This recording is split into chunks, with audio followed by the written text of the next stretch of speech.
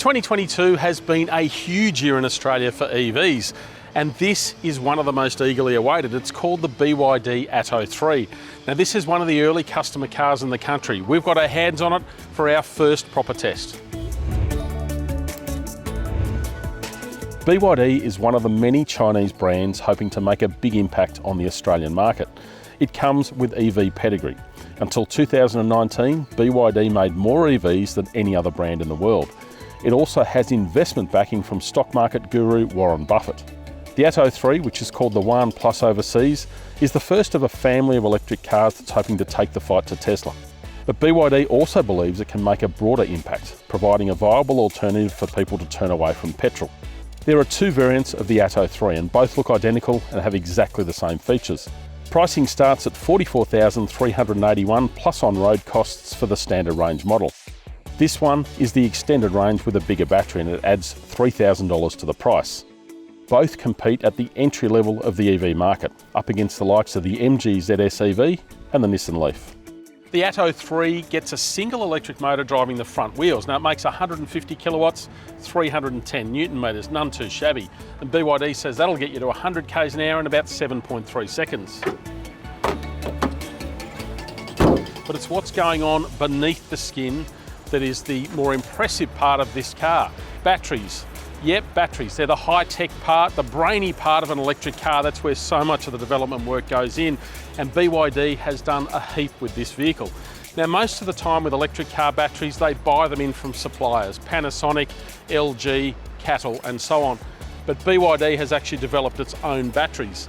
Now they're a lithium iron phosphate battery, slightly different to the lithium ion, the regular lithium ion batteries. They don't have cobalt, and cobalt is one of the expensive parts of an EV.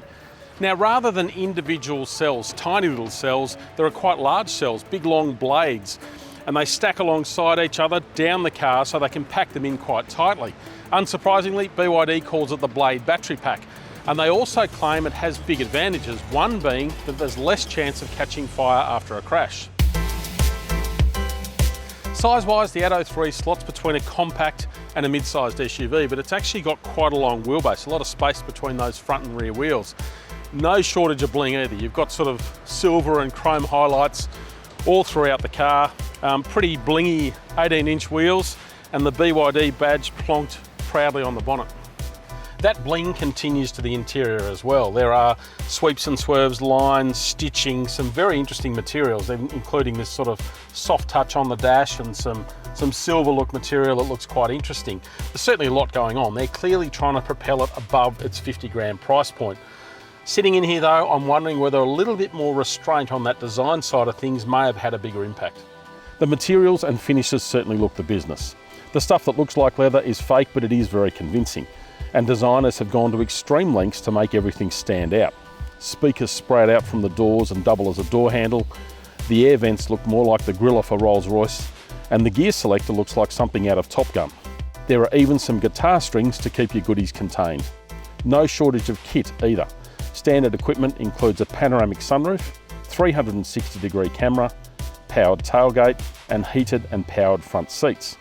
Safety is taken care of with 7 airbags, blind spot warning and rear auto braking. There's also autonomous emergency braking, although it tops out at 45 kilometres an hour. But this has to be the masterpiece of the interior, a 12.8-inch infotainment screen sort of sprouting out of the dash. It really jumps out at you.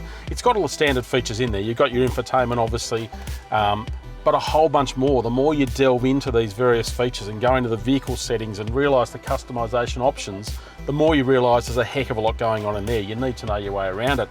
And if you don't like it in that landscape configuration,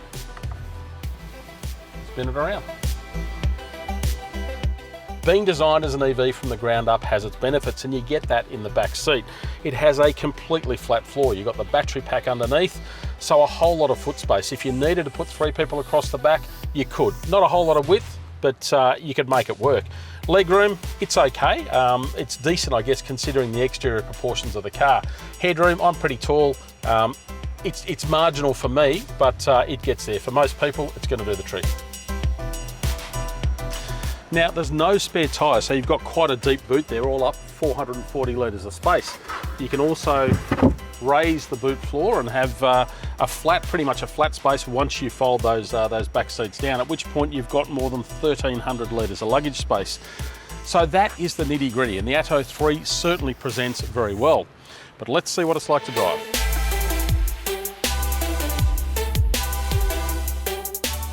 It's clear the Atto 3 has been set up for comfort more than driving excitement.